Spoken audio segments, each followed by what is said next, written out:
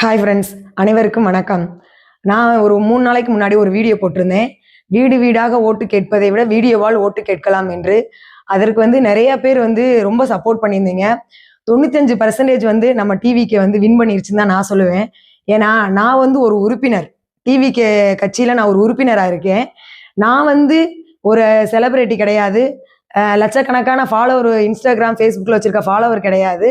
But Vijay அண்ணா மேல வச்சிருந்த நம்பிக்கைக்காக நம்மளும் அவர் கூட துணை இருந்து ஆதரவு கொடுத்து ஒரு கட்சிக்காக போராடுவோம் அப்படின்ற ஒரு நோக்கத்துக்காக தான் நான் வீடியோ போட ஆரம்பிச்சேன். பட் இந்த அளவுக்கு சிறப்பா எனக்கு சப்போர்ட் பண்ணுவீங்கன்னு சொல்லி நான் நினைச்சு கூட பார்க்கல. அந்த அளவுக்கு ஒவ்வொருத்தரும் நல்ல சப்போர்ட்னஸ் கொடுத்துருக்கீங்க.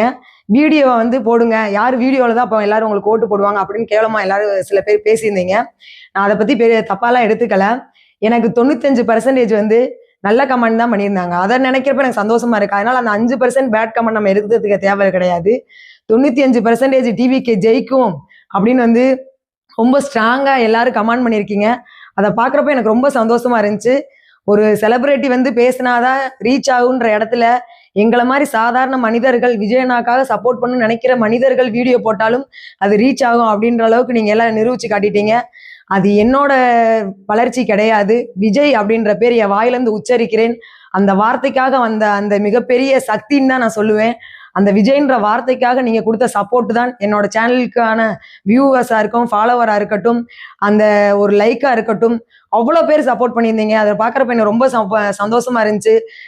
இன்ஸ்டாகிராம்ல அவ்வளோ பேர் பாசிட்டிவ் கமெண்ட் பண்ணியிருந்தீங்க. கண்டிப்பா விஜய் டிவிக்கே ஜெயிக்கும், நம்ம விஜய் நான் வெற்றி பெறுவார் அப்படின்னு சொல்லிட்டு. சில பேர் மட்டும்தான் நீங்க வீடியோவில் மட்டும்தான் ஜெயிக்க முடியும் அப்படின்னு. நான் என்ன சொன்னேன் நிர்வாகிகள், வேட்பாளர்கள் எல்லாரும் வீடு வீடா போய் நம்ம மக்கள்கிட்ட பேசி, நம்ம டிவிகே கட்சியை பத்தி பேசி வாக்குகள் சேகரிச்சுட்டு தான் இருக்காங்க. பட் நம்ம எல்லாரும் மக்கள் எல்லாம் வேலைக்கு போயிட்டு இருப்போம். அதனால வேலைக்கு போற மக்கள் ஒரு விழிப்புணர்வு தர மாதிரி ஒரு வீடியோ போட்டு, எங்கள் ஓட்டு விஜய் அண்ணாவுக்கு தான், எங்கள் வீட்டுல 10 ஓட்டு இருக்கு, அது விஜய் அண்ணாவுக்கு தான் நாங்க போடுவோம், எங்கள் சின்னம் விசில் சின்னம், அப்படி ஒரு விழிப்புணர்வு கொடுத்தீங்கன்னா அந்த வீடியோ இன்னும் மக்கள் ரீதியில ரொம்ப ரீச் ஆகும்.